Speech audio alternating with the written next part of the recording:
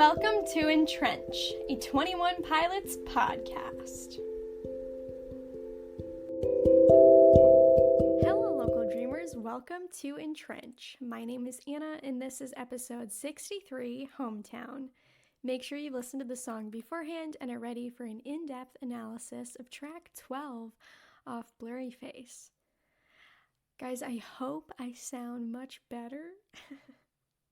Apparently, my mic setting moved off of omnidirectional. I don't know when, and I don't know how, but we're back, and I'm sorry if for a long time you were irritated with my sound quality, but you know what? It's in the past, and I hope you can forgive me.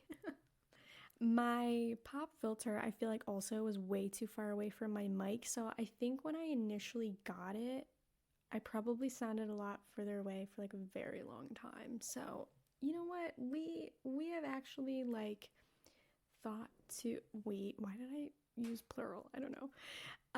I've actually thought to review my latest episodes and be like, is this my best sound quality? I don't think so.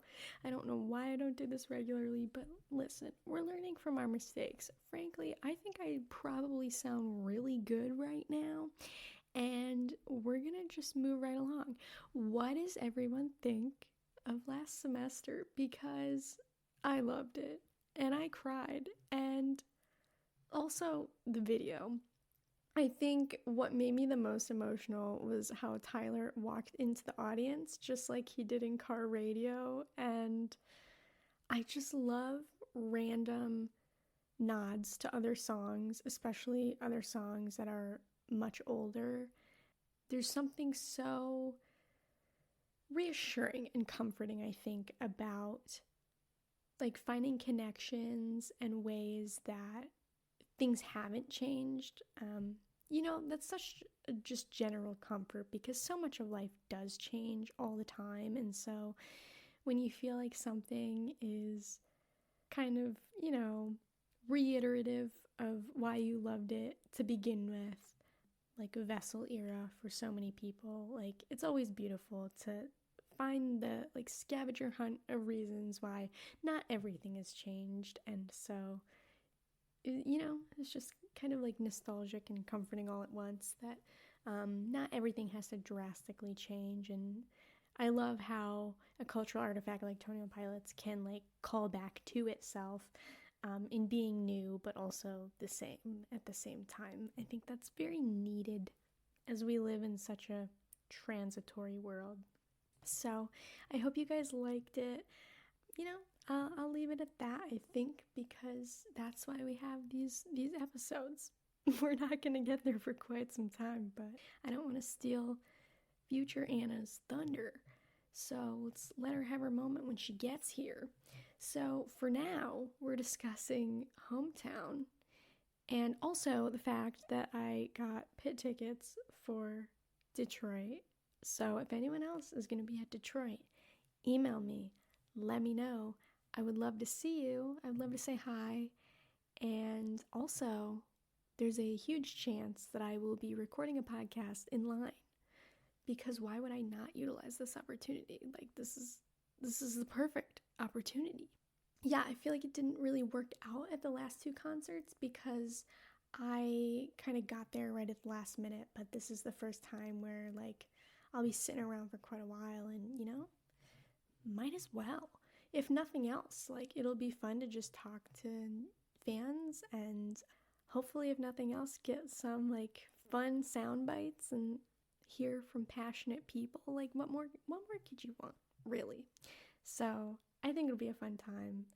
I mean, it will absolutely be a fun time, and I know that my friend Michael, for instance, is going to get to go to his first 21 Pilots concert. I hope some of you guys get to as well. I would love to hear any of your tour updates, so feel free to gush to me. I would love to fangirl with you as I can. So, yes, Hometown. Speaking of tour, Hometown. We all have our hometowns that the guys will be coming around to. And I love how this song is universal in that way, taking the concept of a hometown, colliding it with the spiritual themes, and it can apply to just about anywhere. And so I like how we can all have very vivid images in our head of very different hometowns, but know that we all feel the same sentiments towards them. So I love the ways that they find such universal things to discuss that are also specific at the same time. I feel like it can be hard to find a line between universal and specific, and I think this song is a good example of finding that line. So the background, as I feel like I always say this is repetitive, but I mean it is, but we're gonna say it anyway. This song was recorded in Tijuana, and it was produced by Mike Elizondo.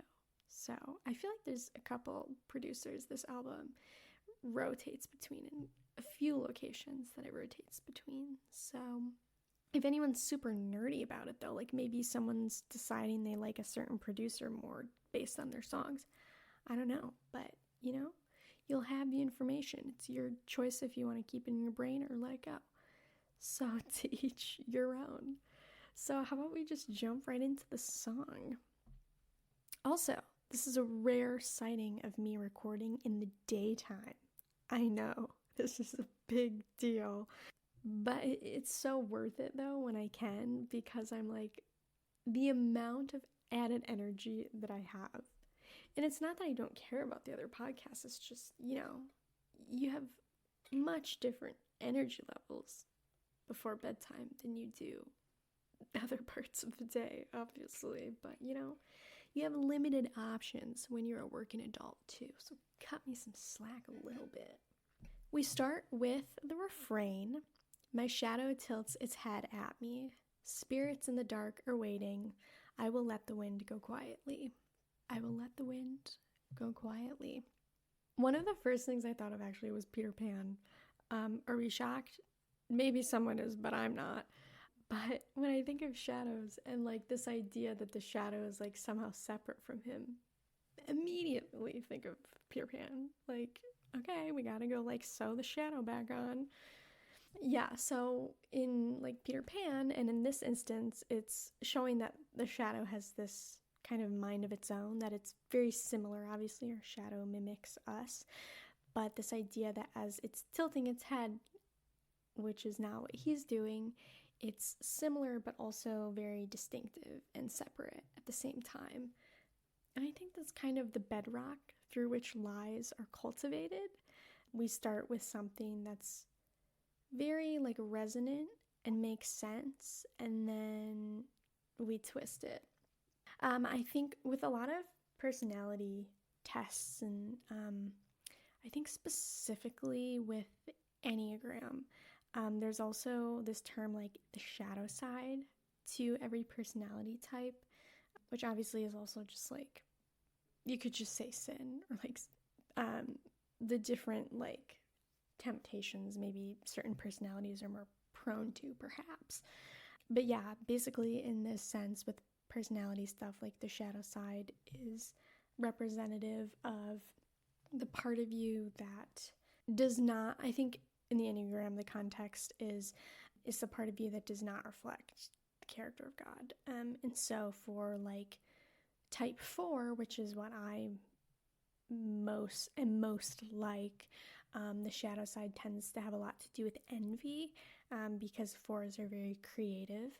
And so kind of the antithesis to the goodness in individuality is like the badness of envy, and kind of leaning heavily into uniqueness, but also like because there's this intense insecurity of like not being like other people and constantly considering what other people have that you don't, and things like that. So similarly, I don't remember for all the other types, but basically the shadow side is like the antithesis to the strengths kind of each personality type.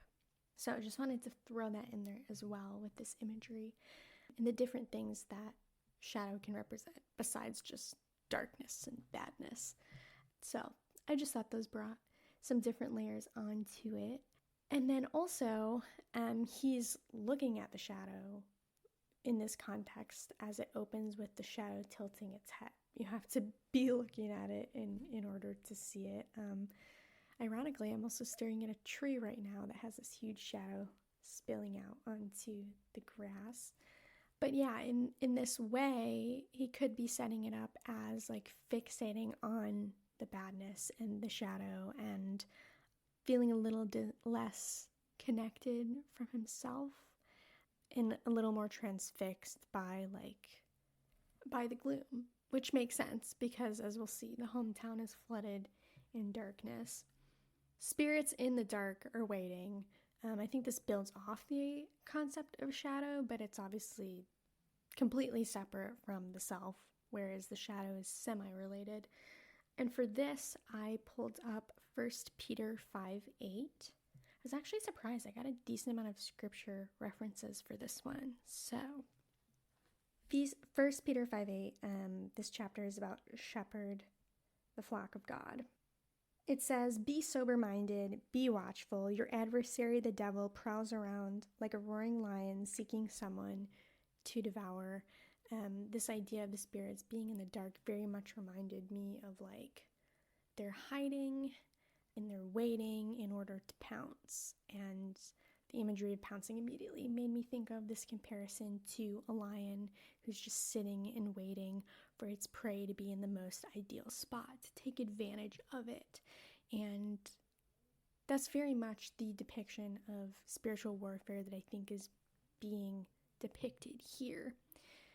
But he is cognizant of that, which is crucial as well, to know that you're not just like at the mercy of everything, but you do play a part and you can have a relationship and change the relationship into which you let these things influence you, and where you decide to redirect yourself towards is crucial to how you work through this and how you cope through the darkness and the lies and everything that's shadowed and twisted. And as such, part of this is, in this case, letting the wind go quietly. The wind, in either sense, I don't know what exactly it's referring to, if it's referring to evil shadow spirits or if it's referring more to good and God. In either case, it's very much something that's invisible. And of course, spiritual warfare is made up of invisible forces. And so in this case, it's kind of this idea of knowing that all of this is swirling around, but also just radically accepting the fact that you can't change it, you can't control it, good or bad. And this idea of like, yes, you're distinctive and you have a part to play and a direction to direct yourself in the midst of spiritual warfare, but at the same time, there's also an extent to which you're a bit helpless too, and that there's no way to fully avoid any type of spiritual forces floating around. I feel like this all sounds very like abstract so far, but I think it becomes a lot easier to depend on God and to rely on his strength when we accept that we can't control anything, that we can't somehow extinguish the darkness altogether and the dark forces that very much do exist in this belief system.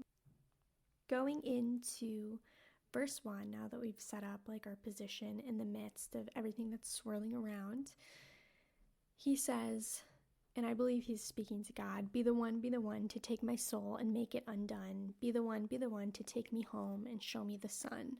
I know you can bring the fire, I can bring the bones. I know you will make the fire, my bones will make it grow. Did anyone else think of Harry Potter? Because that also immediately came to mind with like this idea of fire and bones and like putting this concoction together. In that sense, it was very grotesque and evil, but I think this can also be done in a positive spiritual way with Christ. So I first noted that with taking my soul and making it undone, this idea that God is like slowly unraveling us. To undo is to like detangle a knot, was like one of the first images that I thought of. And also just this statement request in one of wanting God to come along and continue to shape and to mold our soul. And this is why I wanted to also mention Jeremiah 18, 1 through 6, which goes along with that imagery of molding. So this chapter is about the potter and the clay. As you can imagine, the imagery goes great. Verses 1 through 6 say, "The word that came to Jeremiah from the Lord, arise and go down to the potter's house, and there I will let you hear my words. So I went down to the potter's house, and there he was working at his wheel. And the vessel he was making of clay was spoiled in the potter's hand, and he reworked it into another vessel, as it seemed good to the potter to do. Then the word of the Lord came to me, O house of Israel, can I not do with you as this potter has done? Declares the Lord. Behold, like the clay in the potter's hand, so are you in my hand, O house of Israel." And of course, I underlined, he reworked it into another vessel. I love how this kind of has both the connection to the image of undoing your soul, like Hometown, but it also connects to Vessel, the album. 2 for 1. So as we see in this passage, it's evident that God never stops working. He's constantly trying to rework us into something better, into something more like Christ, which is a work that he never stops doing once we have accepted him. Taking this position of like feeling surrounded by darkness and fixating on shadow, he's now combating this with a request for God to come and do in his heart what he has promised to do, and also surrendering at the same time to allow God to do that. I love how so many prayers can kind of be like a declaration and surrender at the same time, and I think this is a good example of that. He then goes on to say, "Be the one to take me home and show me the sun," which I think could mean like eternally with heaven, but also just in the present, that God can be able to take our fixation on the darkness and redirect it to goodness. It's so easy to fixate on the darkness with the news and current events and gossip, social media. It all is very like negativity focused, and I feel like the struggle we always see with new social media is it starts out a very seemingly positive place, and then like for me currently, I think of Instagram the most. It's over the years turned into a much more negative place, which I think just pays tribute to the fact that if humans are good at anything, it's to fixate on negativity over time, and we're so bad at fixating on the positivity. And I think social media is like the epitome of that, and an example over and over that no matter how many different iterations of this thing that we create, it always ends up turning bad, because that's human nature, is to just fixate on the bad and completely forget about all of the goodness. And that's why, even though as corny as it can be, and obviously time and place, so it's not just toxic positivity, but gratitude really is a huge coping mechanism to combat mental illness and a lot of that temptation to just fixate inward, and also fixating on negativity inward. And when we redirect to really focus on the positive, even if it's small things, especially when it's small things, because life is made up of so much more mundaneness and minuteness than big things, we realize how much that actually does outweigh the bad. And so I actually was like just talking to someone else about this at work, one of my coworkers, about how when we stop to really like consider, okay, I have a roof over my head and all of these basics that are actually like the biggest things we could ever need, we do come up with a list that's like 12 times longer than all the negative things weighing on us. And I think that's one of the biggest lies, that the negativity is stronger, is because it feels like it is. It will always feel like it is more than the positive, we'll always fixate on the negative comments over the positive, but if you actually put them side to side in a list, it's always clear that the positivity is much more abundant in number. Also, I feel like a good way to think through coping is that it doesn't have to look one certain way. Speaking of like gratitude, for example, it doesn't just mean that we have to like come up with a list in our mind. That might be really, really hard for some people. It might be really easy for other people. So maybe that could also look like writing something down throughout the day, or just trying to come up with like one thing per hour that you could think of. Or yeah, there's so many ways that even one type of coping can look, and it doesn't have to just look one certain way. Maybe you think of something and then you voice record it and you play it back to yourself later to remember what that piece of gratitude was. So also just maybe try to think of the ways that you can creatively cope as well, and not just be grateful for like whatever conventional thing that you think of, but imagine all the ways that you can be grateful. And you don't have to just do it one specific way. You don't just have to write it down. You don't just have to think of X many things. Yeah, I think coping can become a lot easier and less daunting when we remember that it doesn't have to just look one right way. There really is no one right way to do gratitude or to pray or anything for that matter. So I hope that can be encouraging when things feel too hard, or when you don't feel like you have enough energy. You probably do have enough energy, but maybe not for the specific things that you're trying to force yourself to do, but maybe there's other things that you do have energy for instead. I hope that makes sense. I think that makes sense. So after he says these statements, I forgot, I also pulled in Philippians 4:8 for show me the sun, which is the verse on, if there's anything good, if there's anything worthy of praise, think about these things. And it lists all the like traits of things that we could focus on, from pureness to goodness. So that's definitely a great one that I think of often when I am trying to redirect myself as well. And that's the thing too, if you have trouble coming up with things to be grateful for, you can also look at Philippians 4:8, and even these ideas of like righteousness, pureness, goodness can give you maybe some ideas, a starting point to think of some things. And if you can't think of any for yourself, maybe even just like consider what some could be for other people, and then maybe that'll also give you ideas too. So then it moves into, I know you can bring the fire, I can bring the bones. I know you'll make the fire, my bones will make it grow. And I related this concept of fire and bones to Jeremiah 20, verse 9.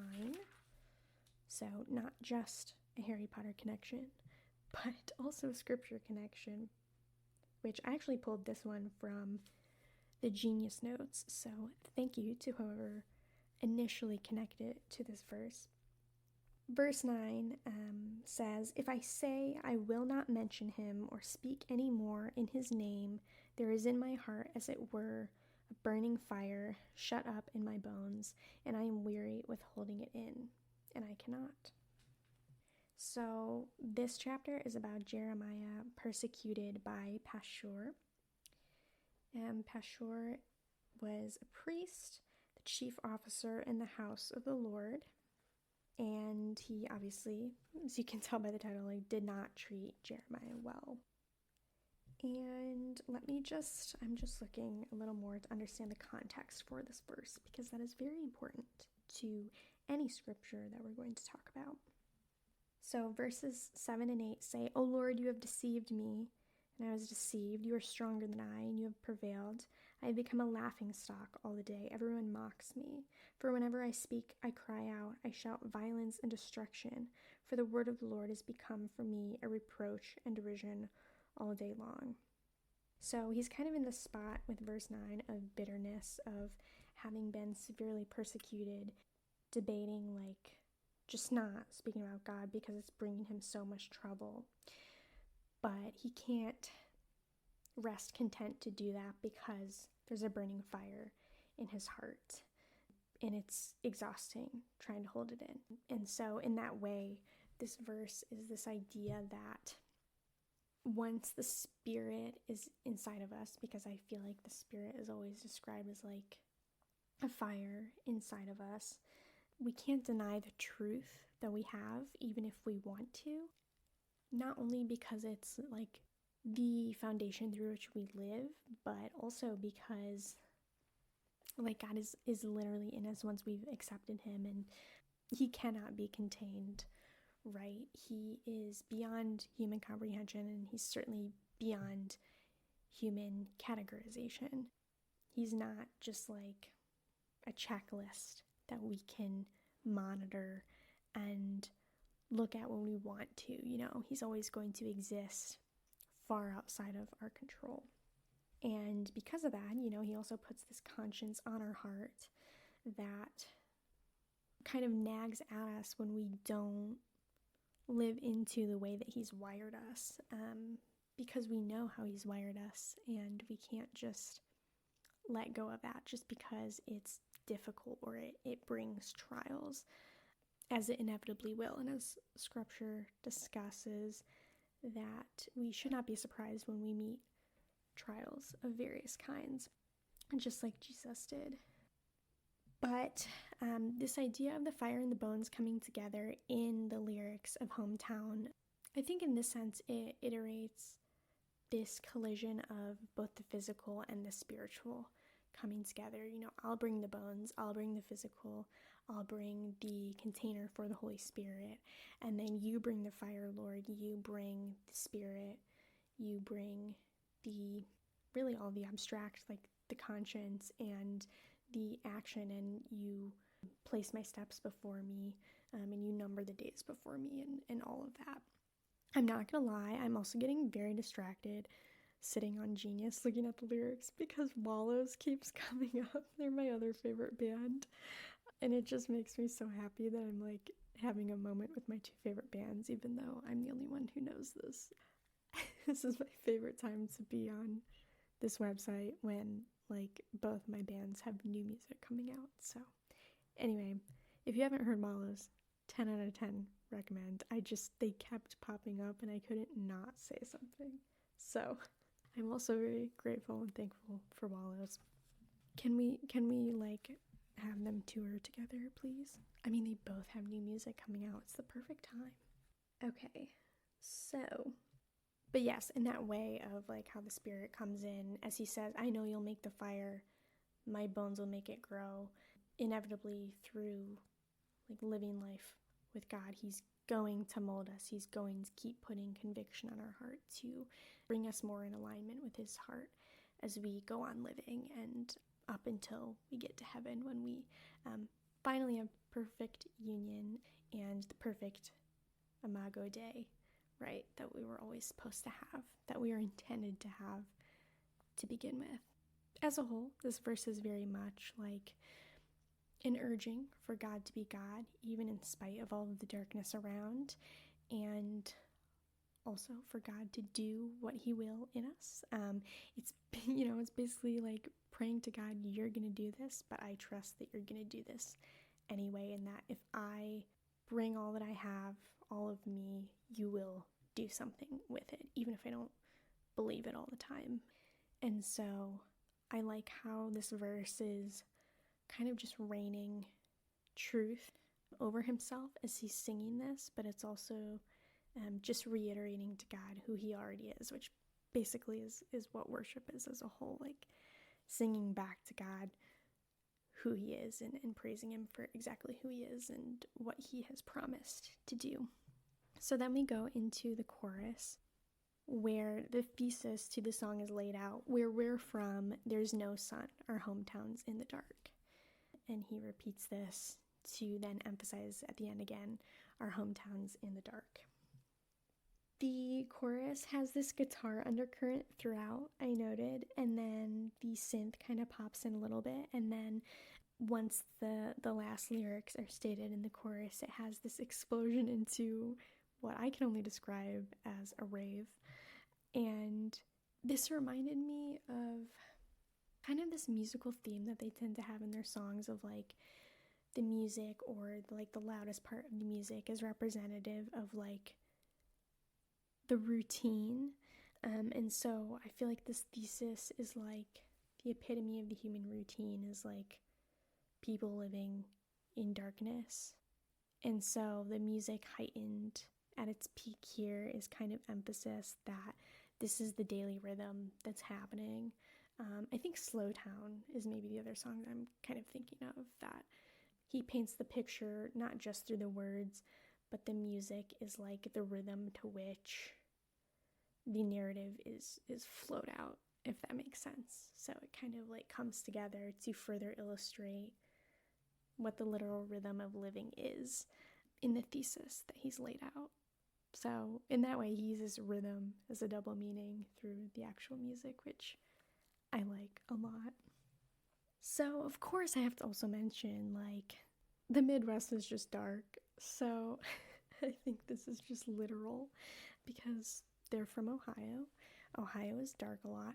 Today in Michigan it's actually sunny, which is rare this time of year, but by and large there definitely is a lot of cloudiness in the Midwest. So I think for everyone in the Midwest, this lyric is just accurate geographically. But of course here we're mostly emphasizing the spiritual and how, again, with fixation to darkness that we are prone to do, it also means that we easily forget God and all of the goodness that actually is around us as well. Our hometown is in dark, but it's also in light. And that's what this song is not saying, but that's also the truth that is present and kind of weaved throughout the verses around the chorus too. So there's no sun because it's just dark. But then he also fits in the second line, "We're no one, our hometown's in the dark," which probably is more an allusion to the fact that your hometown is more likely to like see you for who you are, more so if you're like of celebrity or fame status. There's always going to be those people who don't see you for that at all, but they see through to exactly who you've always been. And so they probably mean a little more in that technical sense, but in the spiritual sense, I take this as like the people who scoff at Christianity and this idea that even though we are like inheritors to the greatest thing possible, we're no one here in this dark place on earth. And there's this lack of recognition of the eternal peace that people either refuse to think about or reject or just don't know about. And so in that way, regardless of the reasoning, in our place spiritually as Christians, we are no one to a lot of people. And also because a lot of people just measure things by earthly standards.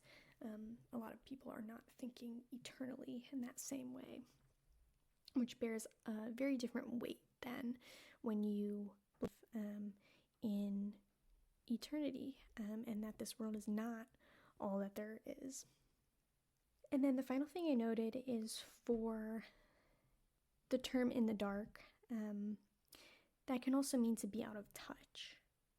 And so I think saying that our hometown is in the dark, it can also mean that it's disconnected, right? And in that same way, kind of like what I just said with "we're no one," this idea that so many people are disconnected from their core identity, which I said earlier is like Imago Dei. Everyone is made in the image of God, whether they choose to believe or accept it or not. And so, like, how many people are in the dark of this reality, right? There's way too many people in the dark. And so this phrase "in the dark" is also a double meaning that I think is important to be a focal point of the song, to remind people that, yeah, there are a lot of people in the dark, and they deserve to know that they're in the dark, and they also deserve to know that there's not just darkness, but there's also light too. So a lot of the rest of the song is repetitive, but we have one more verse where he says, put away all the gods your father served today. Put away your traditions. Believe me when I say we don't know how to put back the power in our soul. We don't know where to find what once was in our bones. And until I just listened to this for this podcast, I kind of forgot a lot of this verse, and I heard it again and I was like, wow, this is so good, and I'm so glad that they wrote this. And I always, because of my testimony, I get very passionate about idolatry specifically, so I loved that this was addressing this a bit in this verse. And yeah, it's honestly just a fire verse in my opinion. Is fire like antiquated now? I don't know, but me and people in my band at church say it, so I mean some people still use it. He goes into like this urging against idolatry, which is a common cultural theme that we continue to struggle with, but also just historically and throughout the Old Testament and the New Testament has always been a struggle in various cultures throughout the world, from Israel to the United States now. So for this, I pulled out 1 John 5:21. We're going on opposite ends of the Bible here, which is cool. And this is the last verse, very short, in 1 John, and it says, "Little children, keep yourselves from idols." So once again, prove that I pulled this one out specifically because it is in the New Testament. Like, idolatry is very much not just something that is like, what's the word? It's not just specific to ancient cultures, but it very much is still prevalent in modern cultures. And I think it can be easy to think that like, oh, well, like, I don't have a statue that I worship. No, but we still very much have idolatry, and I think it can easily be something that's misconstrued and misunderstood, which I'm sure is exactly what Satan wants, to make people not realize how prevalent it actually is and how common it actually is. And it doesn't, back to this theme of things don't just look one certain way. I mean, you think of even like verbiage and lingo in current culture of saying like king and queen to people who are obviously not monarchs, but even just that idea that we are giving people words that imply that they don't rank the same, that they're somehow above us, or that some people are below. And I think in general idolatry tends to be this idea that you're putting someone on a pedestal, not just literally, but also like you can be putting someone or even something, it doesn't even have to be a person, again, doesn't look one certain way, but not just raising it to a God status, but also this idea of ranking some people as if we're not all on an even playing field, as if some people are somehow better. And I think that's kind of exactly what celebrity culture is we just like decide really arbitrarily, just based on people's jobs and people's talents. We just decide that some people are somehow worth more recognition, that they're worth fanaticism. Very interesting when you think about it. Like, how did we start fame? How did we start celebrity? How did we make that a thing? It's a very man-made thing. The saddest thing to me, and something that really intrigues me about celebrity and fame and all of that as a whole, is how quick we are to dehumanize people, right? Because idolatry is also the idea that you're dehumanizing people. Even like Tyler and Josh can be dehumanized, and I don't know, that's just an interesting concept to me, and I think about it all the time. Like, yes, these people are very well known and we can love what they do, but why do we feel the need to strip away their humanity and to think that they're perfect or that they're somehow better than us? It's just this intriguing human mindset and phenomenon that it interests me so much, because I find so much humanity in these people, and I try really hard, not just because of my testimony and my past with idolatry, but I try really hard to humanize celebrities because I know so many people don't. And it's just so interesting to me. Like, why do we do that? Why do we separate them? Why do we, I don't know. It very much intrigues me. And where's that line of recognition to which your mind would cross over to the dehumanization point, you know? Like, is it a certain number of followers, a certain number of people who know you? Like, at what point do you cross over from, like, this is a normal person to this is someone who's cooler than I'll ever be or something? I don't know. Anyone else? If anyone else has any thoughts on this, like, the sociology intrigues me so much, and I would love to hear other people's thoughts and opinions. Nugget has some thoughts she came up to share. That was a whole tangent, but it's such a topical interest of mine. So if anyone knows of any good books or any type of writing on fame, celebrity, I would love to read it. Please send it my way. And if you love reading and you love fiction, I would highly recommend Hank Green's duology. First book is called An Absolutely Remarkable Thing, and a huge theme in it is like fame, and he kind of analyzes it from the famous person's it's kind of this like overnight sensation type thing, and how it happens to this character and how it makes them feel. And so if you're interested in that from like the other vantage point of like being the person who gets fame, I would highly recommend that duology. It was really fun to read and very intriguing, and it's also sci-fi, so it was a very cool concept, and also like very thought-provoking considering the culture that we have today and the technology that we have today. So I just thought it was very well done. Even if you don't like John Green, I would highly recommend Hank Green, because his stories are like fairly different, at least in terms of like topic and theme. It's still like young adult, but it's not romance centric. So yeah, I can't say enough good things about it. I would highly recommend. So check it out. That's my recommendation if you're interested in fame and celebrity too. But yeah, examples like musicians. As you can imagine, I just think Taylor Swift is like the most idolized person nowadays. You see her everywhere. She's all over advertisements. She's constantly making new music, like, and she's great at what she does, you know. It's not that she doesn't deserve recognition, but it's like that is the epitome of someone who is just like put on a pedestal, and people truly believe she's on like a whole other level of a human being, and it's just wild. People can even do this with pastors, right? And I feel like that's how like church corruption happens, is when we, and maybe even the pastors themselves also believe that they're somehow like set apart, that they're somehow better than everyone, you know, whatever it might be. It's so dangerous to think that we somehow have like classes of humans, basically.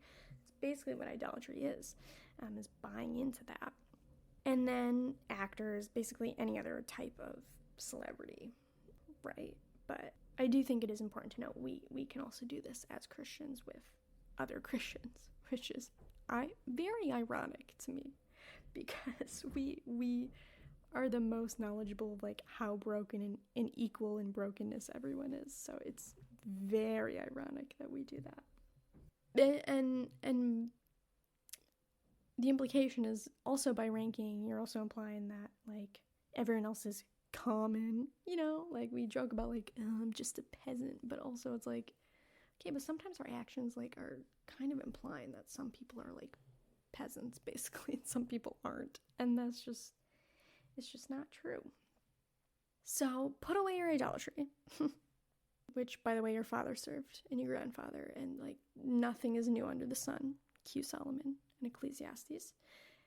And then put away your traditions. So on the other hand, we have like overtly religious, legalistic, too focused on rituals and rules, people who just nitpick denominations, denominational differences, and this is also where my home church has talked a lot about buckets in terms of like, there are different sized buckets for how important a Christian argument is, meaning like a point at which people disagree.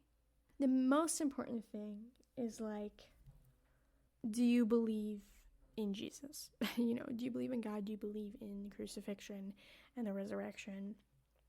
Do you believe that you're sinful? All of those are like, that's core. That matters more than anything else. Now, if you're like, I don't think we should have a worship song like that.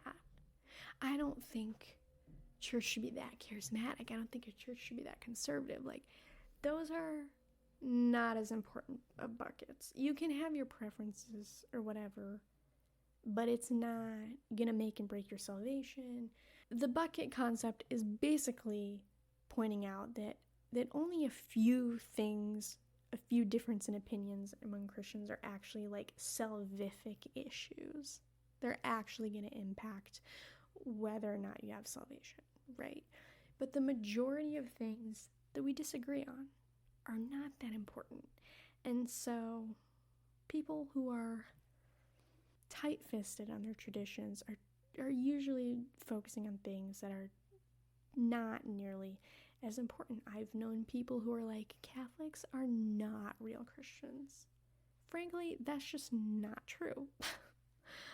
There would also be people who would say people who are not denominational are not Christians. And that's also not true, and everything in between. But nothing's that black and white.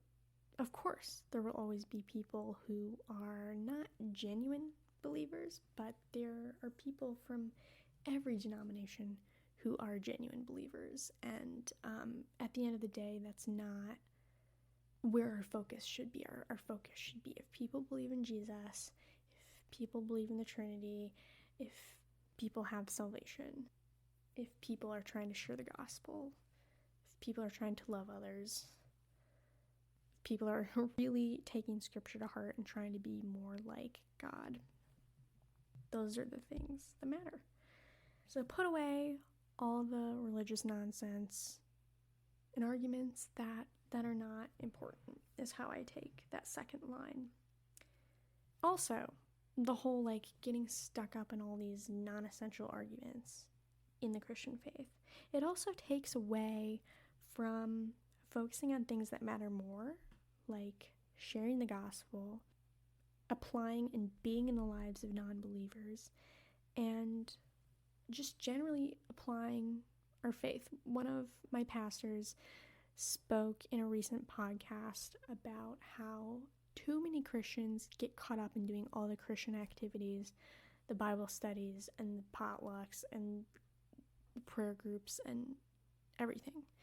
And not enough Christians are actually going out into the rest of the world. They're in their Christian bubbles and more than they are in the world among non-believers. And really, if you think about it, practically, that's kind of a huge waste of time when there are people who there are people who genuinely need God, who don't have him. And they need the light in their dark hometown. They need the truth in their very lie-filled world. And what a disservice for us to just hold ourselves up in comfort when there are people who really, really need what we have to give and to share. And how selfish too, right? And we've all been there. We've all had our selfish seasons, but we can't forget we live in a dark hometown that needs light. So go forth, my brethren. That's the thesis today. We don't know how to put back the power in our soul, and I think this is crucial. We just don't. We cannot do this. We cannot do this for each other. We cannot do this of our own accord. The only way we can get power and strength is from God. It is not in our own doing. It is not by our own will. Only God can give us the strength that we need. Only God can save other people. Okay, I've struggled with a God complex I think a lot of people have. So if you have, you're not alone. But at the end of the day, God is the one who changes hearts, not us. All we can do is give his word and he takes it. We don't change people. He does through us. But yeah, we can't carry other people's burdens. We can't save other people. That's God's job. We also can't right every wrong. That is God's job. And we also don't know where to find what once was in our bones, which I also connected back to Imago Dei, being in the image of God. We don't know where to find it. People need to know it. But my point was, God can redirect us back to it. I just had a horrifying incident where it stopped recording because my disk was full and I needed to find a way to delete some things, so that was horrifying. Anyway, clearly I need to do some cleaning up on my laptop, but for now, I'm gonna finish this podcast. So my last notes are musically, as he repeats some of the refrain and the chorus throughout the rest of the song, the drums kind of move around in the sonic landscape throughout your headphones, as well as the bass line with the synth. And I feel like it shows the spiritual movement and represents how even as we go through everything, it's constantly moving and changing, and the darkness can be overbearing one moment and then dissipated by light the next. And so even when things feel rough, just know that they're temporary and the light will eventually come around again, even when it feels like everything is really dark. So overall, my notes for Hometown are that it's a song of our spiritual reality and also acknowledging what that reality is.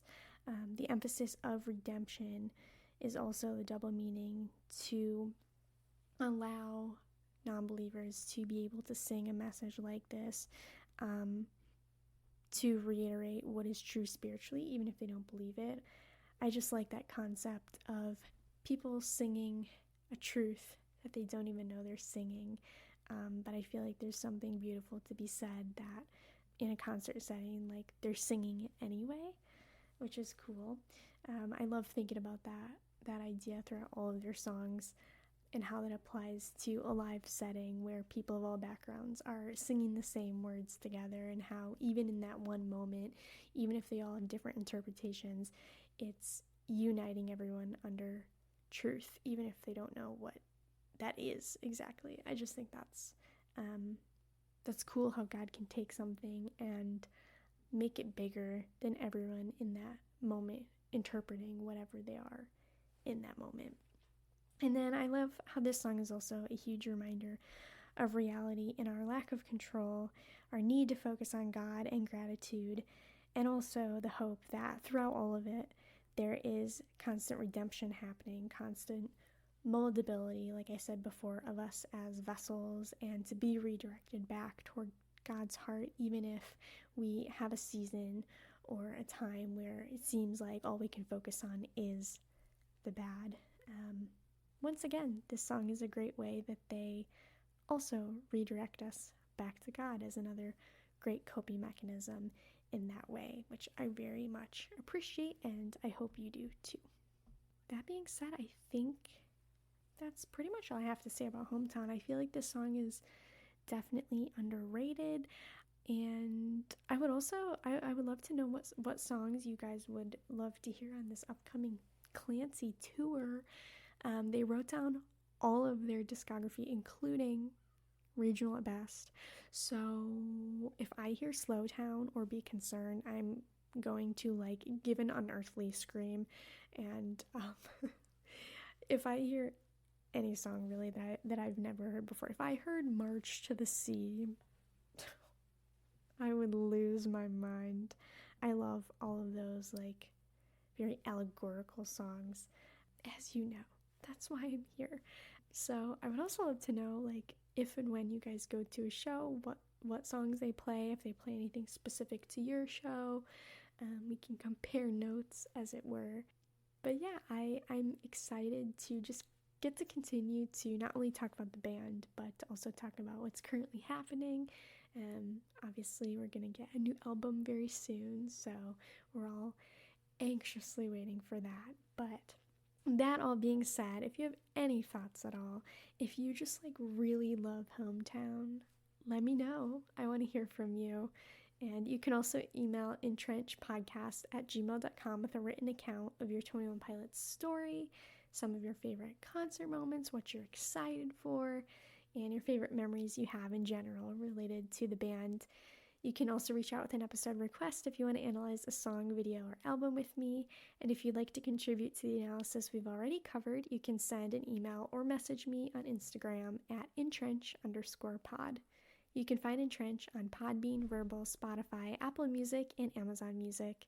I look forward to hearing from all of you. Tune in next time for Not Today. Thank you so much for listening, friends. Stay alive and remember, EnTrench, you're not alone.